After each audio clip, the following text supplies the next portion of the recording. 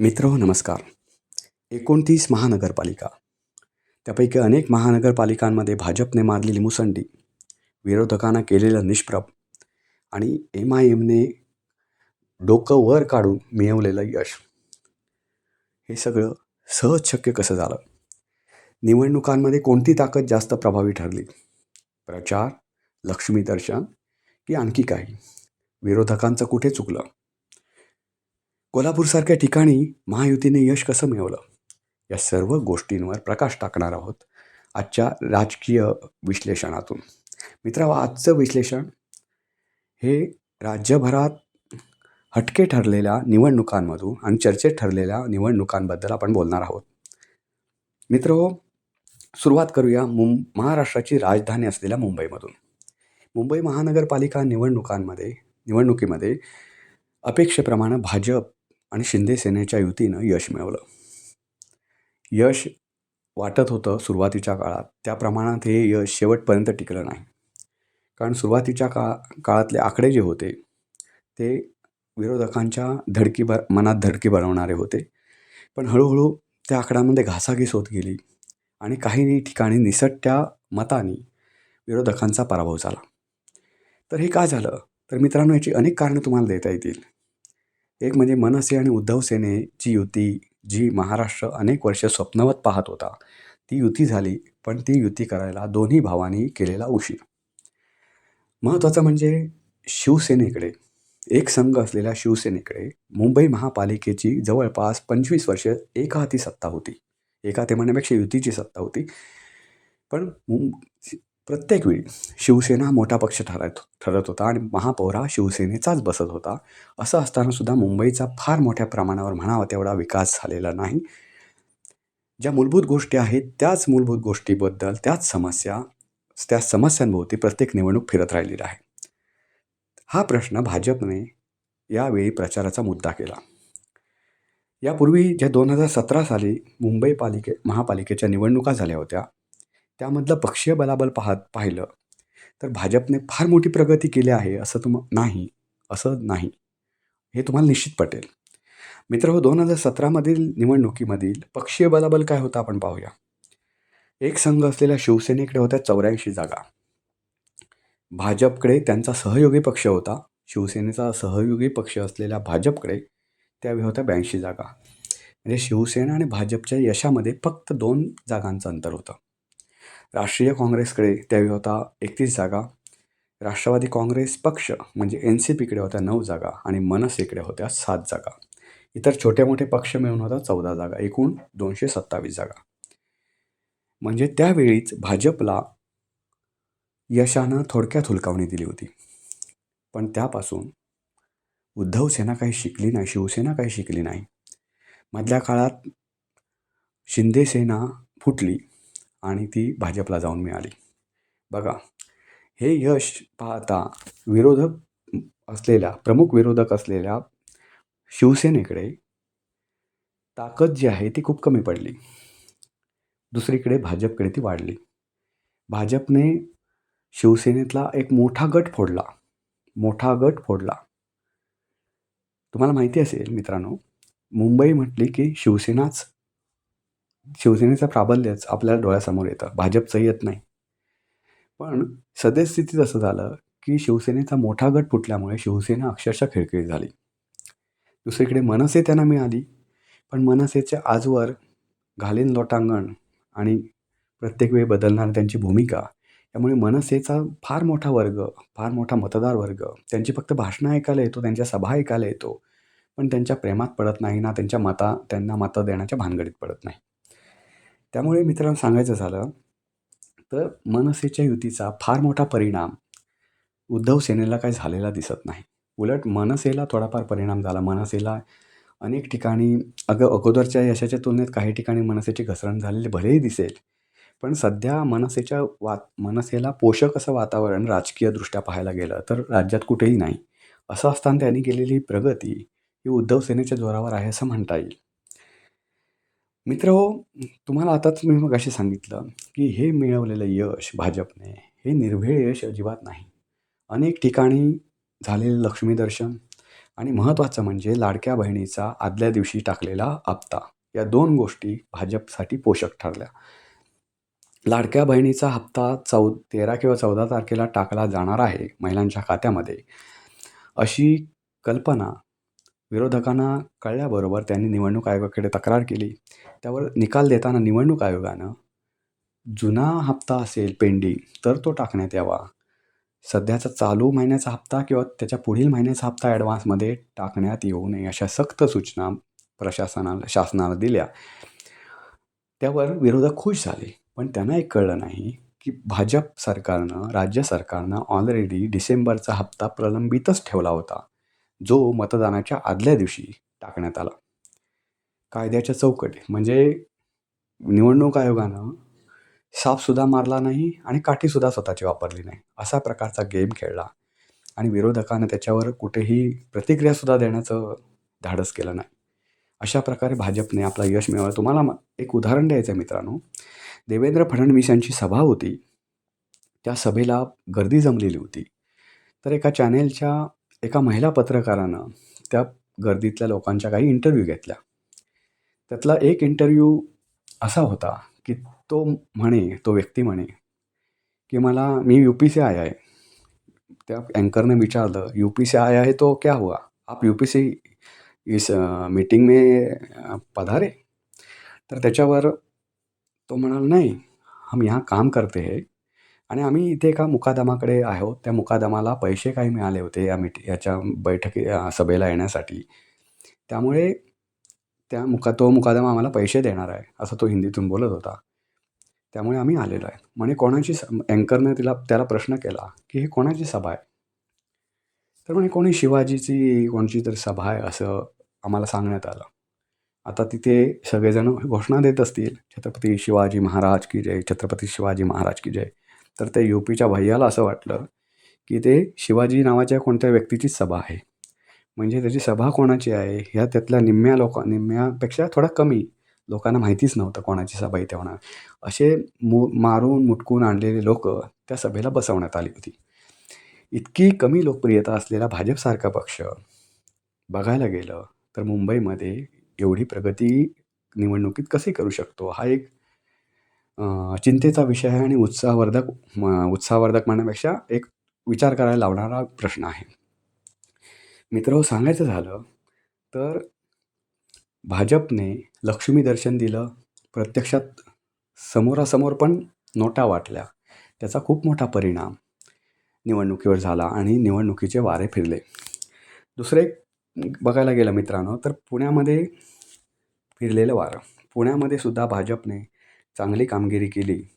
ती आता कशी केली? मी चांगली कामगिरी त्यांच्या दृष्टीनं राजकीयदृष्ट्या म्हणतोय. त्यांनी चांगली कामगिरी हे लक्ष्मीचं प्रलोभन वगैरे दाखवून दिलं. ते आता मी तुम्हाला म्हटलं पुण्यासारखंच भाजपने तीच युक्ती नेमकी पुण्यातसुद्धा वापरलेली दिसते. कारण पुण्यातले दिग्गज नेते जे होते विरोधकांमधले ते पराभूत झाले.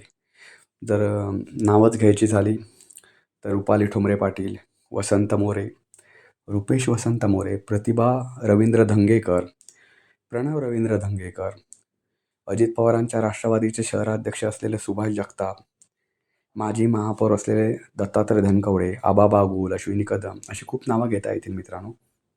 जी नावं दिग्गज होती पण त्यांना फार अपेक्षित यश मिळवता आलं नाही, पराभव पत्करावा लागला.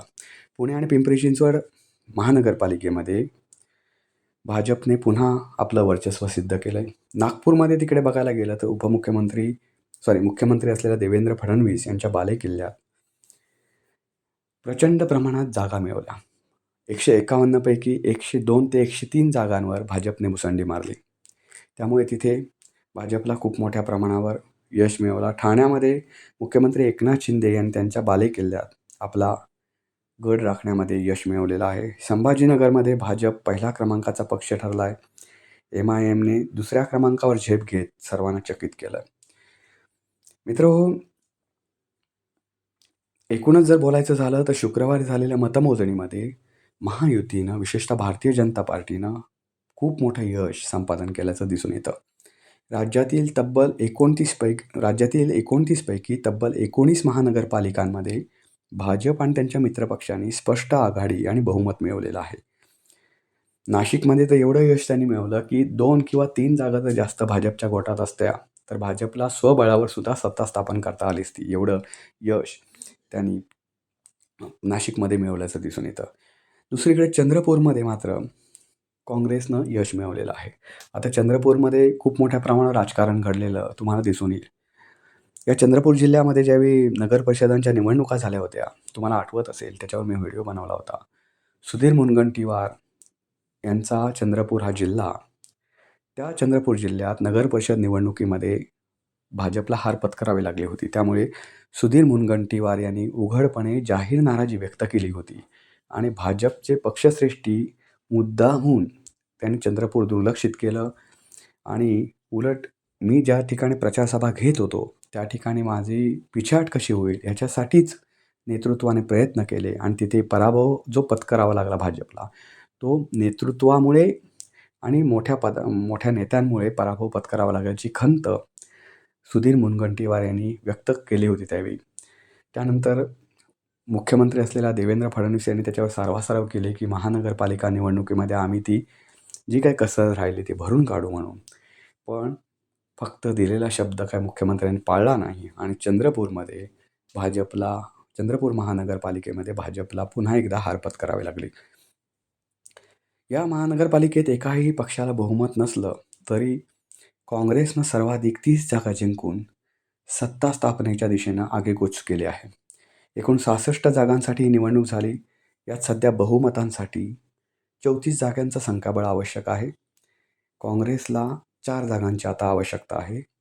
ही गरज शिवसेनेला सोबत घेऊन काँग्रेस पूर्ण करू शकतं. त्याचबरोबर काँग्रेसनं उमेदवारी नाकारलेले 2 बंडखोर उमेदवार आणि बसपा आणि MIM असे प्रत्येकी 1 असे 4 उमेदवारसुद्धा काँग्रेसला पाठिंबा देऊ शकतात. त्यामुळे सत्ता स्थापनेसाठी जे संख्याबळ असतं ते जुळवण्यात काँग्रेसला फार मोठं अवघड जाईल असं सध्याचं चित्र नाही. येऊया आपण खान्देशकडे. जळगावमध्ये भाजपची एकहाती सत्ता आलेली आहे. 75 जागांपैकी 46 जागांवर भाजपने विजय मिळवलेला आहे. शिवसेना 22, राष्ट्रवादी 1 तर ठाकरे गटानं 5 जागे विजय मिळवला. सांगायचं झालं मित्रांनो, तर बघा 75 पैकी 69 जागे ही महायुती आलेली आहे. विरोधकांच्या फक्त 6 जागा आलेल्या आहेत.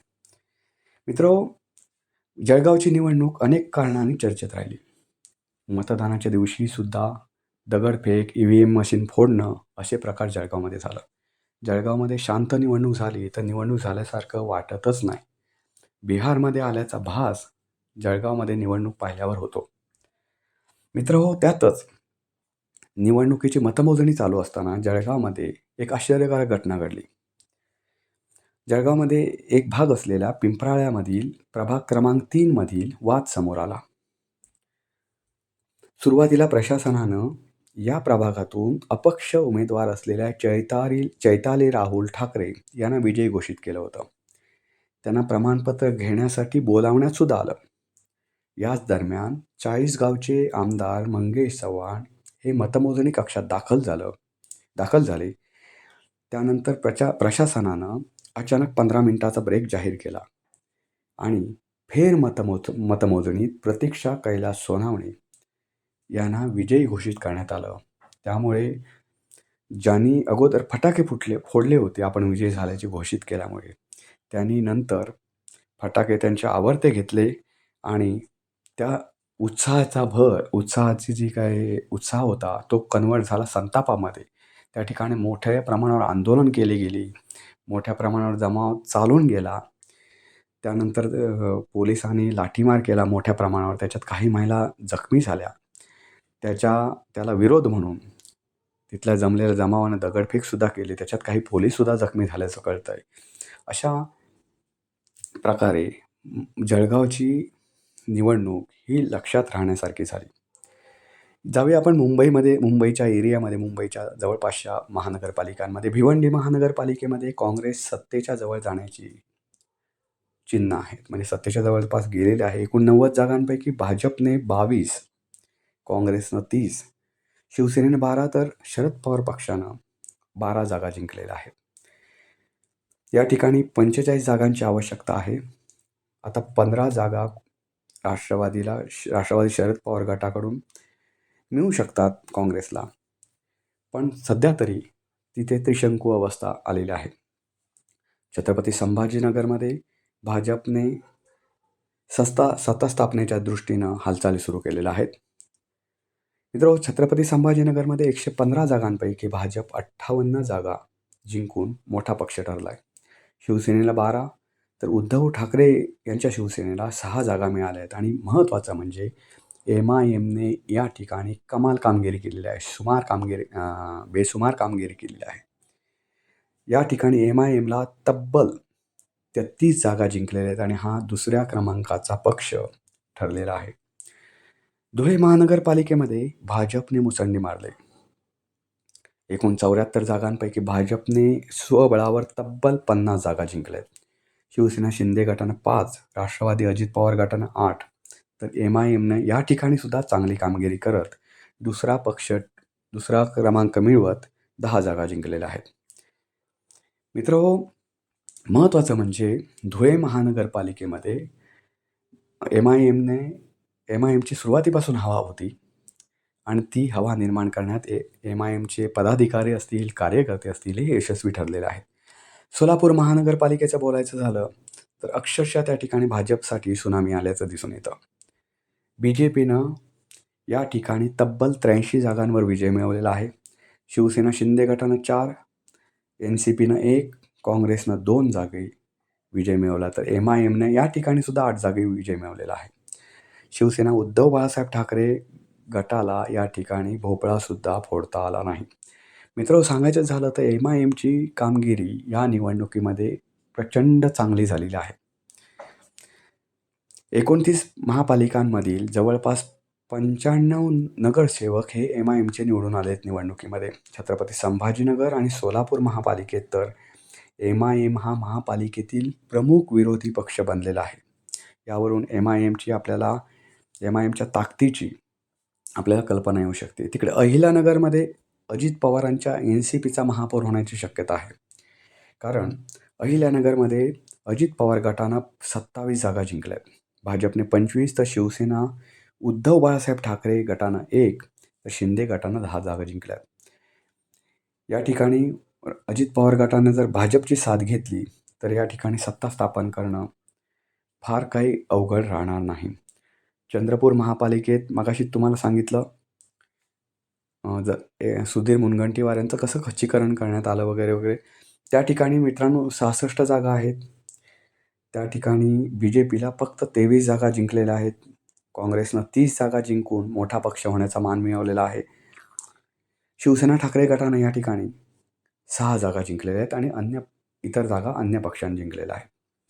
मित्र, हे जर बघायला गेलं तर अनेक कारणामुळे मुंबई महापालिका असेल, आपली पुणे महापालिका असेल, इथल्या ह्या निवडणुका खूप चर्चेच्या राहिल्या. भाजपच्या यशामागे अनेक कारणं होती. ते मगाशी तुम्हाला लक्ष्मी दर्शन सांगितलं. काही ठिकाणी मतदानाच्या ठिकाणी घोळ निर्माण करण्यात आला असं विरोधकांचा आरोप आहे. पण लक्ष्मी दर्शन हे खूप मोठ्या प्रमाणावर चाललं. तुम्हाला एक मित्रांनो उदाहरण सांगतो. जळगावमध्ये एका ठिकाणी एका मतदानाला 3,000 रुपयाचा भाव देण्यात आला. म्हणजे 4 मताचे अधिकार असतात तुम्हाला. एका प्रभागामध्ये 4 मतदानाचे अधिकार होते. ते 4 मतं देण्यासाठी एका मतदाराला 3,000 रुपये देण्यात येत होते. कारण जळगावचे काही मतदार जे आहेत ते मतदार पैसे मिळाल्याशिवाय मतदानासाठी बाहेर पडत नाही. त्यामुळे कोणताही क्षणी कुठलाही निकाल लागू शकतो. तुम्ही लोकप्रिय असा की काय असा तुम्हालाच कल्पना येणार नाही की तुमच्या विरोधात निकाल येईल किंवा बाजूने निकाल येईल, याची तुम्हालाच काही कल्पना लागत नाही. त्यामुळे या ठिकाणी पैसे वाटण्याशिवाय गत्यंतर नसतं. एक उमेदवार 4 ते 4 वाजेपर्यंतची वाट पाहतो. 4 वाजल्यानंतर मग पैसे वाटप सुरू होतं. काही ठिकाणी तर त्याच्या अगोदरच पैसे वाटण्यात आले. म्हणजे पुण्यामध्ये मी इतर असं ऐकलं आहे की एका मतासाठी, म्हणजे एका मतदाराला मगाशीच म्हटलं तुम्हाला 4 मतं देण्याचा अधिकार असतो महापालिकेमध्ये. तर त्या 4 मतांपैकी एका मताला 1 ते 1,500चा भाव होता. तो 1,500चा भाव म्हणजे 4 मतं देण्यासाठी तुम्हाला एकाच मतदाराला मिळाले 6,000 रुपये. त्याच्यातले जर समजा एकेका मताच्या ठिकाणी प्रभागामध्ये 4 मतं द्यायची असतात. त्या ठिकाणी समजा उमेदवार असतील 20, तर त्यातले तुल्यबळ उमेदवार असतात, ते पण शेवटी त्यांना पैसे बाहेर काढावे लागतात. असा प्रत्येक मतदाराने किती कमावले असतील, हे तुम्ही कल्पनाच करू शकणार नाही. मित्रहो, त्यामुळे आत्ताच्या निवडणुका ह्या सामान्य माणसासाठी राहिल्या आहेत का? सामान्य माणूस याच्यातून निवडणुका लढवून पुढे येऊ शकतो का? हा महत्त्वाचा प्रश्न आहे. मित्रहो, हे विश्लेषण पाहताना एक काळजी घ्या मित्रांनो, की निवडणुकीमध्ये पैसा घेऊन मतं देणं आणि त्याची मीडियामध्ये बातमी येणं, ही आपल्यासाठी प्रचंड लांछनास्पद गोष्ट आहे. तुम्हाला मी अगोदरच्या व्हिडिओमध्ये सांगितलं होतं, की या महापालिका निवडणुकीच्या अगोदर ज्या पक्षांनी जाहीरनामे प्रसिद्ध केले, त्यांनी तुम्हाला आमिषं दाखवली. तुम्हाला पैसे देऊ केले, तुम्हाला हे मोफत देऊ, ते मोफत देऊ वगैरे अशी आश्वासनं, विकासाचं कोणीच आश्वासन दिले नाही. त्यामुळे विकास ही गोष्ट तुमच्या आयुष्यातून डिलीट करण्याचा, तुमच्या राज्यातून डिलीट करण्याचा एक पायंडा, एक प्रयत्न, एक काय म्हणतात ते, एक डाव राजकारण्यांकडून रचला जातो, हे लक्षात ठेवा. नाहीतर पुढच्या काही वर्षामध्ये कुठल्या मुलाचं नाव विकास दिसणार नाही किंवा कुठल्या मुलीचं नाव प्रगती दिसणार नाही. ज्या गोष्टी आपण बिहार, उत्तर प्रदेश इथल्या लोकांबद्दल कुचेष्टेने बोलत होतो, त्या गोष्टी महाराष्ट्रात घडायला लागल्या आहेत, हे विसरू नका. येणाऱ्या जिल्हा परिषद आणि पंचायत समितीच्या निवडणुकीत तरी असल्या गोष्टींपासून लांब राहा आणि स्वेच्छेनं तुम्हाला आवडणारा आणि तुम्हाला भावणारा, माणुसकी असणारा पक्ष न बघता मतदान करायला विसरू नका. मित्रहो, एकूणच हे सर्व घडामोडी पाहता भाजपने मिळवलेलं यश हे खरोखर निर्बळ आहे का? 100 नंबरी सोनं आहे का? आणि विरोधक निष्प्रभ का झाले? भाजपच्या यशाला कोणती कारणीभूत ठरली? या सर्वांबाबत आपल्या प्रतिक्रिया निश्चित नोंदवा. मित्रहो, पुन्हा भेटू पुन्हा एका नवीन व्हिडिओसह. तोपर्यंत नमस्कार.